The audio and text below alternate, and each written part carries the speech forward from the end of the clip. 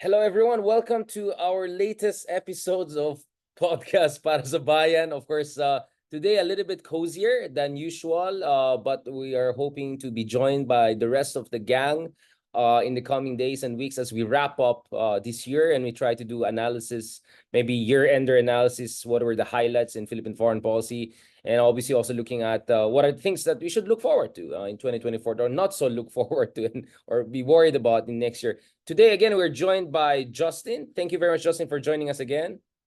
Hello, Richard. Good evening at magandang gabi also to all our viewers. Maraming salamat. It's always a pleasure having you, Justin, there. I mean, of course, folks who have been following you on Twitter and different platforms are pretty aware that you're almost as ADHD as me in terms of making sure you're always on top of the latest developments. Now, before we go to I don't know, our good friends Robin Hood Padilla going to SMNI, anyway, let's talk about what happened over the weekend, which is a situation whereby two things happened, not one, right? One is water cannoning of a ROAR mission, resupply mission to the second Thomas Shoal. That's not necessarily the first time that happened, but I think for the first time we had the military chief of the Philippines, the Armed Forces of the Philippines Chief of Staff, Bronner there. So that kind of makes the situation different. Also, for the first time, we had a Christmas convoy of civil society groups going there, and they were really bullied and forced to turn around. Having said that, is this variation on a theme, or we're really seeing what the National Security Council and some of our friends in the governments are calling an escalation? Is this something really worrying to you, Justin? What is your assessment of the situation right now? Yeah, actually, I do agree with the characterization of escalation for two things. No? Siguro, on the one hand, the tactics have always remained the same. No? So this is really the same old problems. No? Yung water cannoning incident, yung use of even yung acoustic device against the Coast Guard. And also, ang problema kasi this time around, those tactics led to a collision incident with a Philippine vessel, which China claims to be a scratching incident, not trying to downplay the significance of that event, which of course is from a policy perspective significant yon kasi we do have a mutual defense treaty with the United States, and it doesn't really distinguish whether an attack is intentional or not. No, so we are really looking at whether there is harm done on Philippine public vessels, which in this case, actually, to be frank about it, really happened. It just so happened na hindi siya lethal at this point in time. But what this does show us is that yung gray zone tactics by China are not actually as safe, or yung below the threshold of They're conflict. not so gray. Yeah. Yeah. They're not so gray anymore. So the tactics can actually be lethal. It actually led to the disablement of one of the Philippine vessels. Nasira yung engine eh. And additionally, of course, according to the AFP, hindi alam ng China that one of the boats that they collided with and water cannon actually had the Chief of Staff ng Armed Forces of the Philippines. So in that respect, all of these tactics by China are finally, backfiring onto it, because it keeps on doing these actions in the past few years. Nobody's opposing it. And now that the Philippines is doing what any proper country should be doing, including resupplying its own military vessels, a force projecting within its own territory, or at least within its EEZ. All of these things are routine activities by the state. And China is the one that has deliberately chosen to intercept those missions. So that, I think, is where the escalation is. The tactics remain the same, but China's policy has actually exacerbated the situation. If we take a look at the situation kasi, yung behavior ng China toward the Philippines is actually very unusual. And no doubt about it, it's because it's trying to undermine the credibility of the foreign policy of the current Marcos government. If we think about it, China has not responded like this when Vietnam builds some of its military facilities in the South China Sea. China has also not responded like this, for example, to... You think, Justin, they're out here to embarrass us? Is this your reading? Yes. They're really hard to teach us a lesson. To school us, kumbaga. Actually, yung embarrassment is only a means to an end. What does the embarrassment actually show about China's tactic? It's actually adopting a zero-tolerance approach to the Philippines right now. It's not doing that against other Southeast Asian claimant states. Ginagawa lang to specifically para mapahiya yung administration. So that is really the logic behind it. Now, you have a good point, because for me, we're perhaps somewhere in between gray zone and arm attack. It's a totally new category that I think we have to look at. So I can always say the gray zone is a 50 shades, but this is a very dark shade that is really just short of arm attack. Because it's very easy to say, oh, it's gray zone because it's not arm attack. It's just below threshold, but there are levels to below threshold, right? And this is really reaching the tipping point. We're almost crossing the red line here. But at the same time, I mean, Justin, doesn't this also expose the limits of the Philippine-US treaty alliance? Because every time something like this happens, including this latest incident, which you and I both agree is something of a different order of magnitude and coming from a different policy point of reference, they come up with the same statement. Any arm attack on Philippine vessels, soldiers, aircraft, whatever, will invoke them. Okay, yeah. But obviously that's not what China is doing. But it's not like what China is doing is anything like your typical gray zone harassment. This is something north of that harassment. So don't you think this is a time for another, I don't know, revision of guidelines or even the US to change tone? Because I see friends in DC also coming out and saying it's like, yeah, I mean, like, parang hindi sapat eh. We cannot just, the definition of insanity, right? Doing the same thing, expecting to get a different outcome. Because clearly China is not only here to school the Philippines, it's also here to embarrass US and show the limits of the Philippine-US alliance. So either there's something wrong with the alliance or the US itself is not willing to appreciate the nature of the threat on the ground. I mean, what is your reading on this situation, the implications for the great power rivalry aspect and alliance aspect? I think ilagay natin siya in context, no? I think the problem right now with the situation is both the Philippine and the US governments have been very much sold into this idea of assertive transparency being the end-all be-all of the strategy sa West Philippine Sea. Meaning to say, tumigil tayo with exposing China's aggressive behavior in the South China Sea. Tumigil tayo with just garnering international sympathy. Pero if you look at it on the ground, for example, during these incidents, wala namang specific request yung Philippine side actually from the United States on what exactly is to do. And from what I've heard during these recent incidents, the request that came from the government was for foreign governments to issue statements sympathizing with the Philippine position. So the question is, transparency na nga lang ba talaga yung end goal natin dito, really? So it's a question of appropriate ba yung ganong strategy of name and shame to an actor like China, which frankly is, shameless. It's really shameless. It's at the same. Kaya nga siya, it's engaging in all these behaviors in the South China Sea. It cannot be named and shamed as the ultima ratio ng policy natin. So ngayon, we're now forced into a question. Ano ngayon yung operational response that is appropriate to this? So for example, merong questions of whether the Philippines should call on the US to shadow Philippine vessels during resupply missions. I think that's a concrete way of trying to operationalize and put teeth to the US-Philippine alliance. Although of course, that's still up for debate kasi nga, ang position ng AFP dito is that all these sovereign missions should be solely conducted ng Pilipinas. Which, to some extent, I would agree to that, no? But different case kasi, yung South China Sea, merong parts lang niyan yung kiniklaim ng Philippines as part of our territory or as part of our EEZ. Most parts of that would be considered as international waters, which yun yung tinatry natin to invite actors like Australia, US, Japan to conduct military exercises in, because kung international waters yun, they should be able to operate in those areas without harassment from China. So that is medyo mas okay na nag-i-invite tayo ng foreign presence in those areas which we do also consider as international waters.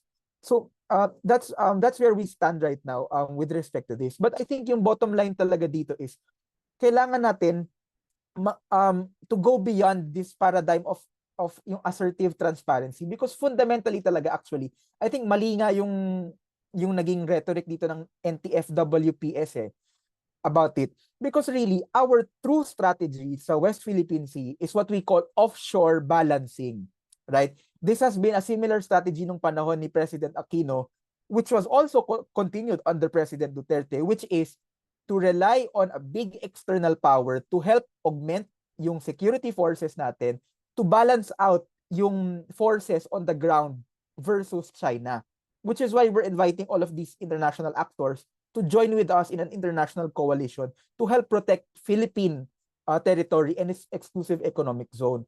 So that is really what the strategy is. So at the end of the day, it involves force projection. So it doesn't stop at calling out China, hey, you're doing the wrong behavior. It actually involves we need to leverage on deploying our own forces and if necessary, bringing in other forces as well to increase yung deterrent value ng posture natin with respect to China. To what degree is this also about, because we're all reaching the moment of truth, right, on the Sierra Madre situation, and I get your point about Vietnam doing its own militarization, Malaysia, having built its own golf courses in lying. I mean, I get it, but I mean, how should I put it? I mean, this, like, the problem is that this thing is so publicized that both sides have dug themselves into a position of Yes. non-compromise, right? And the fact Exactly. that we're bringing other powers in, there's also this aspect of China trying to say to its own people and other allies and potential rivals that, hey, we're not going to be intimidated. You can bring in half of the world. We're still going to stand up. And the more these people you're bringing in are Western, whether Japanese, for them are Western, Australian, American, European, the more this is easy for us to say, this is us against the world. Kind of like how Putin kind of portrayed himself as a victim. Like one of the most preposterous things in the war in Ukraine is Putin saying we are the victim. Victim talaga. You get what I'm saying? Yung mga kapalmoks na ganyan moves, diba? So I'm just saying, a lot of that is because inadvertently, as we try to publicize the issue more, the more it incentivizes both sides to dig themselves into a position of non-compromise, right? So Exactly. it's kind of like a chicken game.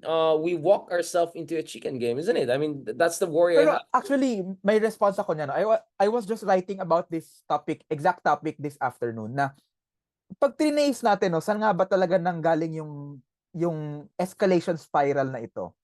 And ako, personally I think it's a misstep on the part ng China to have continued with these policies of zero tolerance against the Philippines, knowing full well that, kahit hindi naman si President Marcos ang presidente, the Philippines is still going to conduct a resupply mission for BRP Sierra Madre. They can downplay it as much as they want. But even during the Duterte administration, 2019, nagkaroon tayo ng swarming incident dyan. The Duterte administration had to respond to it. Secretary Lorenzana had to respond to it. But yung point kasi dyan is, yung China, because of yung bagong zero tolerance approach niya to the Philippines, kasi, China has been saying, nakakapag-resupply naman kayo dyan nung panahon ni President Duterte and there was no problem, which exactly proves my point. In short, yung resupply ng BRP Sierra Madre does not actually have any strategic value for China, right? The Philippines can resupply the BRP Sierra Madre all we want, and China will still have a dominance in terms of the force presence in the area. So actually, for all intents and purposes, China can just let these resupply missions continue, and it will not incur any damage in reality, it will not incur any damage to its military position. But it has chosen to respond to each and every resupply mission. And I think that's where the problem is. Kasi it put itself into that position. And recently, meron sa balita na in-announce ni Senator Angara that the Philippines allotted budget in 2024 to construct a permanent facility sa Ayungin Shoal. So in that respect, actually, we already have all the ingredients for an impending crisis already there. Kasi yung China has already said, you cannot bring in construction materials in that area. Yung Philippines naman, we have been forced into a corner to respond with these kinds of actions kasi nga, hindi nga nila pinapayagan yung resupply missions eh. So, basically, they allow nothing, no? Yung nangyari ng last weekend, Saturday and Sunday, China blocked even yung resupply mission for Filipino fishermen. No? So, that's not even a military activity. That's for Filipino fishermen na binigyan ng oil and gas supposedly dapat ng BIFAR, no? But they also prevented that. So China is signaling to the Philippines this all or nothing mindset that we will not allow any activity whatsoever. So kung hindi rin pala i-allow ng China yung any activity by the Philippines, then the Philippines is more willing to take on risks and gamble. And I think that's where the escalation spiral is starting kasi the Philippines is being boxed into a position where it has no choice. Game. I mean, it's a Exactly. chicken game. I mean, this is a classic bully trying to just stare down a smaller country and say, oh, you got your friends. Let's see who your friends are. Let's see what they can bring. And for me, again, the context matters here, no? And this is where I really blame Duterte, because one of the worst legacies of the Duterte era was the psychological legacy. Domestic front is the psychology of bara-bara drug war. It's a psychology of pwede mong bastusin kahit sinong tao and you're gonna look cool. On the geopolitical front, I think the psychology there was almost the complete opposite. The Philippines is our toy. Diba? That's how the Chinese got. We can just manipulate them anyway. We got our guy there in the Malacanang. Like he essentially spoiled China by being such a Exactly. I actually agree, no? Kasi subservient I think guy. Yeah, exactly. during the Duterte administration, there were so many concessions to China. For example, yung Gemver incident na nabangga yung Filipino fishing mga fisher folk natin doon, no? The Philippine government, including si what's his name, yung dating head ng PDP Laban, si Secretary Cusi, I think, went on the ground to try to Department of smoothen Energy things. Secretary, yeah. Yeah. Went on the ground, try to smoothen things so that the fishermen don't try to make a big issue out of that situation.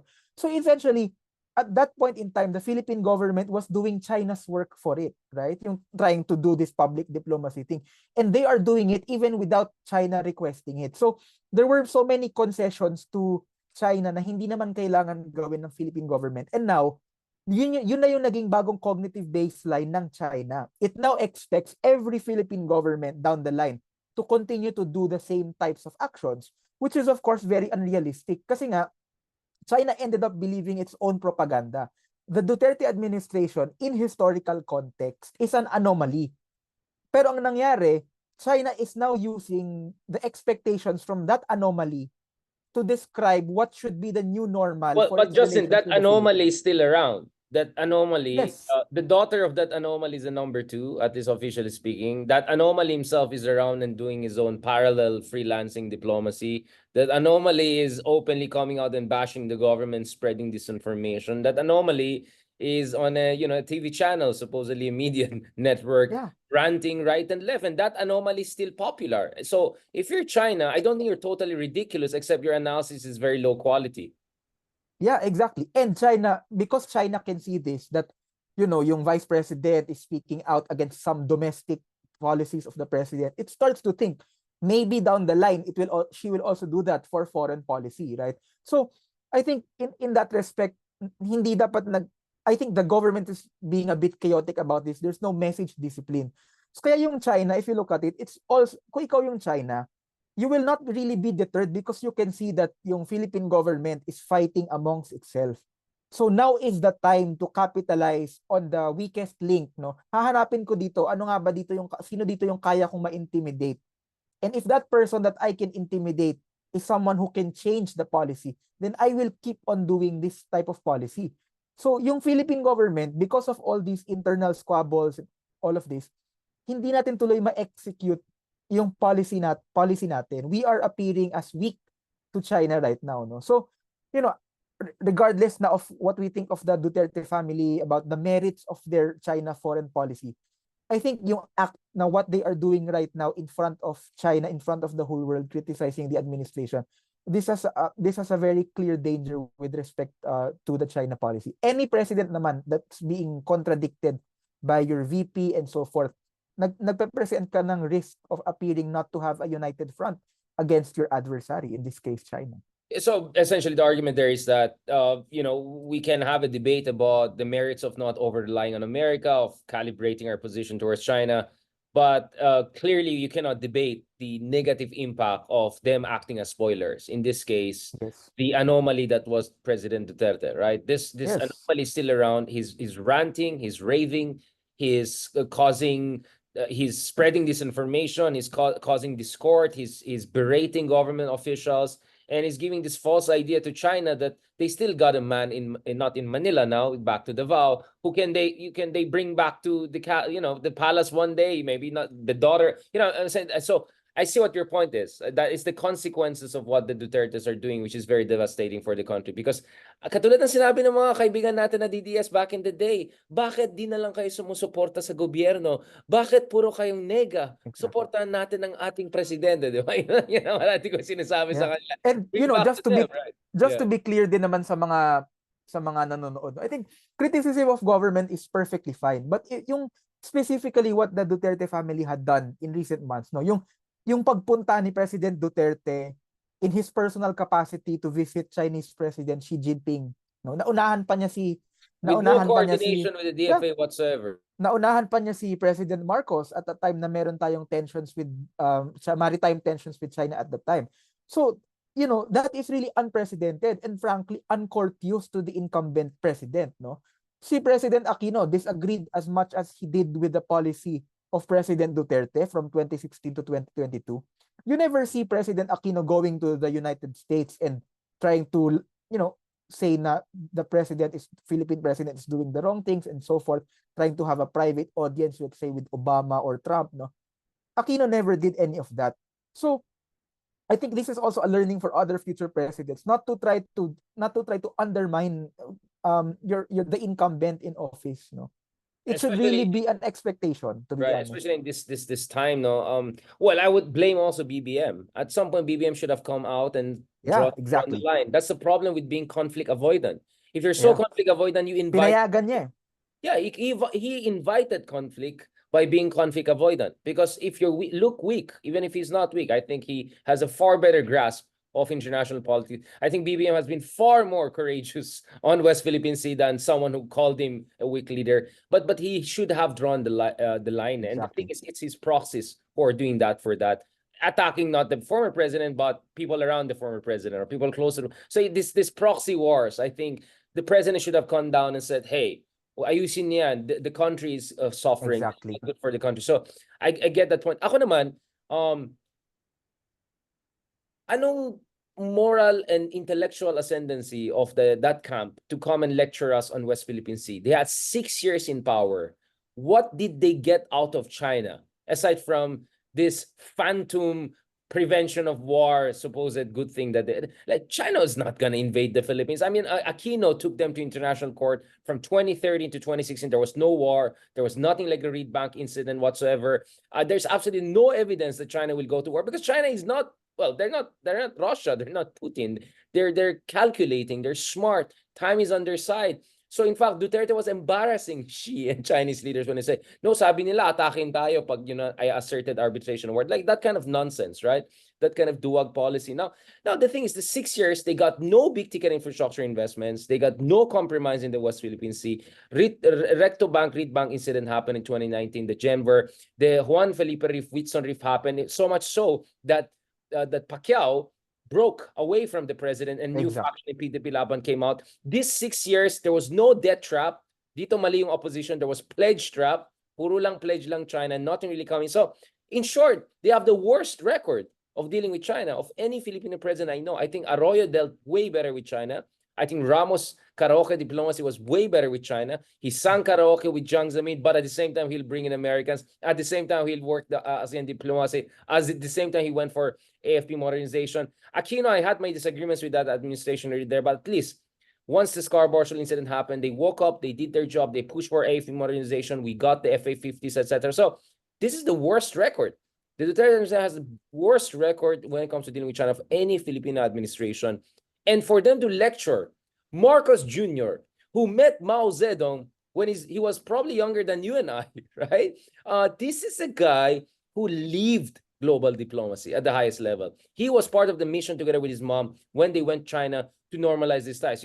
Folks can refer to my interviews, 2 interviews I had with Ambassador Romualdez about this because he's a family friend. Of course, he's a close family of the Marcoses, so he knows about this. He was in Beijing when we normalized our ties with Maoist China in the 1970s. The fundamental problem with the Dutertismo logic on China is they do not understand geopolitics. In geopolitics, if you're weak or seen as weak or you're shooting yourself in the foot, you will be treated with contempt. And that's why he got nothing from China. Everyone, all of these pro-Duterte people are now citing Vietnam. I just wrote a piece about Vietnam. Who see Vietnam, because they're nice to China, they're getting BYD investment, blah, blah, blah, blah, blah. But my point is, there are many reasons why Vietnam is getting investments around China, including their geography. They're just next to Pearl. But the other thing is, Vietnam first established its red lines, fought for those red lines, got China's respect, and then dealt with them from a position of strength. Exactly. They After used to the even have relationship. an active Exactly. military conflict. Right? Exactly. So my point, Justin, here is this is really, I think, where our episode should culminate is my advice to people na nagmamagaling dyan is ganito, for 6 years, ang baba ng tingin ng China sa atin dahil sa ginagawa ni Digong, dahil ang sabog ng alliance natin with US because of Digong, dahil yung US din, hindi ganun ka-reliable until 2019 when Pompeo said they will stand by us under these conditions and clarify the Mutual Defense Treaty provisions in a public way, in a specific South China Sea. But yun nga, yun ang point ko eh. So that means we need a year or two to remind China that Philippines, whoever is the president, you're not going to get another Digong, right? And this is not about Marcos Jr. This is not about Marcos funds and supposed. Kasi etong Justina, this is the conspiracy theory that comes out from my friends in China and Hong Kong. They keep on saying, oh, Marcos got a deal with the Americans, didn't he? Kaya siguro pro-American siya. See how dismissive they are? And I said, Exactly. oh, now you care about the Marcos corruption. Where were you last year? Where were you when Duterte's good governance was being quite? Oh, now suddenly you guys are for good governance. Fantastic. Kaya nga, I think, unsustainable talaga yung policy ng China with respect sa South China Sea ngayon. Kasi, parang kumbaga, hindi niya ma-imagine na any country will stand up to China in defense of its national sovereignty. Parang sa kanila, kapag nag-stand up ka, it must be something you have been bought or whatever. Pero, di ba, realistically, because that's how they do it themselves, right? How do you think Hun Sen of Cambodia is good to them? Yeah. You think out of love and ideological alignment? No. Because Hun Sen gets like what, 1/3 of his budget from aid in China and whatever. Yung difference lang kasi with the Duterte admin, if we really sum it up, no, talagang it had a very distorted view of independent foreign policy, no. Hindi nga siya hedging, it was really tilting toward China. Ngayon, for example, we have some political camps in the Philippines saying, bakit hindi tayo katulad ng Vietnam or India, for example, which is a bit more neutral toward China, a bit more distant toward the United States, medyo mas balanced. But if you look at those countries, di ba, kunyari yung India, yung border disputes nila with China, actually, it led to some casualties. They really stood for yung demarcation line nila in their northern border with China. And that led to some disputes, but it didn't, it didn't lead to the explosion of China-India ties. So, yung interpretation nila ng independent foreign policy doesn't mean unarmed neutrality, right? For them, independent foreign policy means that you're not being too close to any particular camp, but at the same time, you still stick up dun sa mga national security non-negotiables mo. But for the Philippine case, really, pag inisip mo talaga siya, itong resupply ng BRP Sierra Madre, itong pagpatrol natin of our EEZ, for example, these are operational non-negotiables for the Philippines. Kahit sinong presidente, they have to faithfully execute that function, no? So, kaya this is really where all the problem is coming to surface right now. Talagang the China policy toward the Philippines is wrong. Laging sinasabi that the Philippine policy toward China is wrong, but you also examine the other side. Tama ba yung policy ng China toward the Philippines? It has all the wrong assumptions from any reasonable Philippine administration. No? It's taking the extreme as the model for how it can conduct good relations. So how can it conduct good relations like that? So that's still up for debate. No? We'll see how things pan out. But for now, I don't think things are looking good for China. Public opinion in the Philippines is not with them.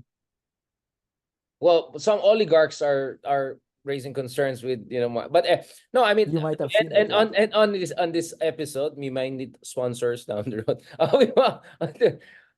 I mean, for me, what is our advice here? Because the way it looks to me is, okay, this is a little bit risky, this is a little bit scary, but this is the valley of tears that we have to go through to gain respect. We have to make it clear to China that we're not going to be intimidated, that we're not just an American lackey and we can do this on our own, and that whoever is the Filipino president, it's not going to be another Duterte. That was sui generis in the worst sense of the word. It's not going to happen again.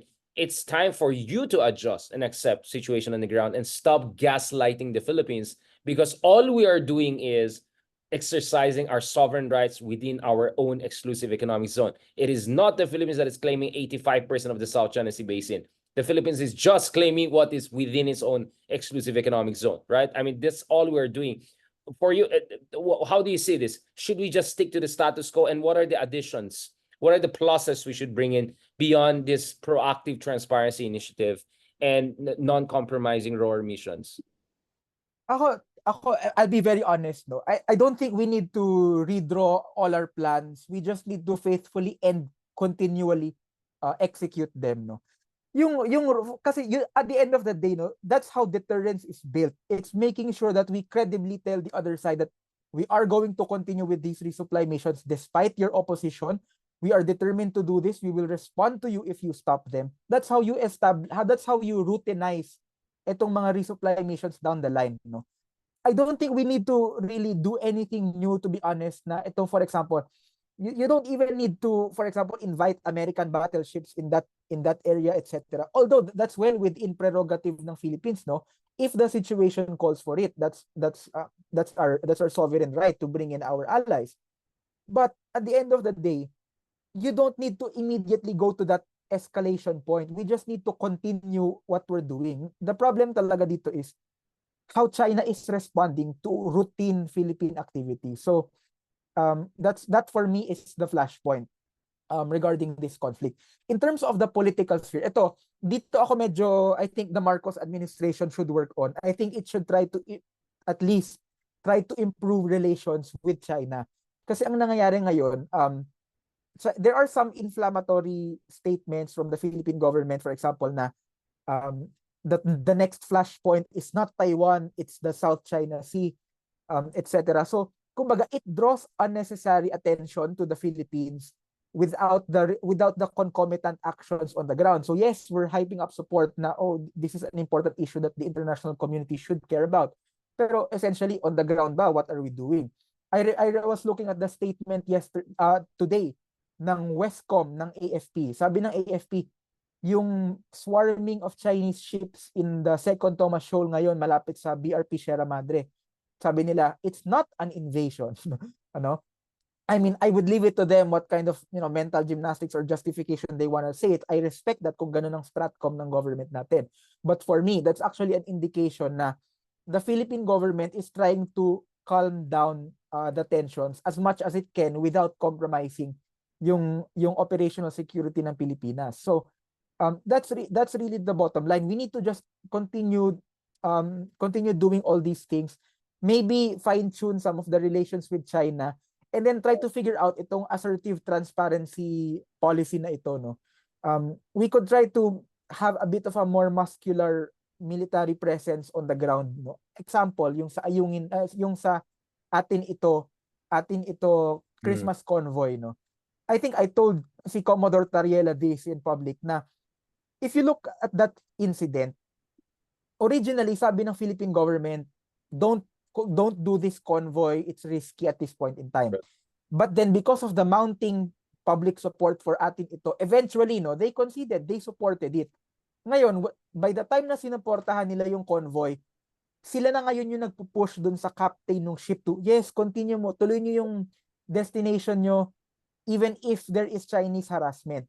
Had they done that from the very beginning, we would have avoided that very public humiliation that China preventing a convoy ironically named atin ito, which is Right. this is ours. No? It's a very politically significant event. So we will take some time to recover from that very public humiliation. So ngayon, ang nakikita ko in the future, what the Philippine government could do, once it decides to support convoys like that, it has to go all in. It has to ensure that those trips continue and they end successfully. Because the moment they say that we will allow this convoy, it's no longer a private activity, no? Kahit pa i-deny ng NTFWPs that it's a civilian mission, it becomes a public event and therefore deserving of the full support of our security sector. Kasi trabaho nila yan eh. 'Di ba? And we should avoid political humiliations to the country kung gagawin din pala natin yung mga convoys na yun to begin with. So I think we should just stay the course, no. Hindi Right, man siya, exactly. We have to just go through this quite rough patch, but this is part of the growing up. This is the rite of passage for the Philippines strategically. I think kasi yung yeah. danger naman dyan is we are goaded into escalating our actions. We don't have to escalate. We just have to continue what we've been doing. no? And we don't have to de-escalate in the sense na titigil mo yung mga convoy, titigil mo yung resupply missions just because there is this pushback from China right now. It's That's really why there's diplomacy, right? I think exactly. what we're looking at here is calibrated escalation, or at least calibrated assertiveness, if you can put it Yes, that way, and assertion. operationally define that. On that note, thank you very much, Justin, for another fantastic discussion. I think this was very timely. There's a lot of posturing and sloganeering out there, but we have to really be serious about what's happening here and what should be the next step. Thank you very much for this. In next episode, let's discuss ASEAN. Let's discuss what should be done with China disinformation, with the whole Duterte unity implosion, because whether we want it or not, the future of West Philippines will also depend on future of our politics and how we deal with sharp power, disinformation, and threats to our democracy. Thank you very much, Justin. Thank you.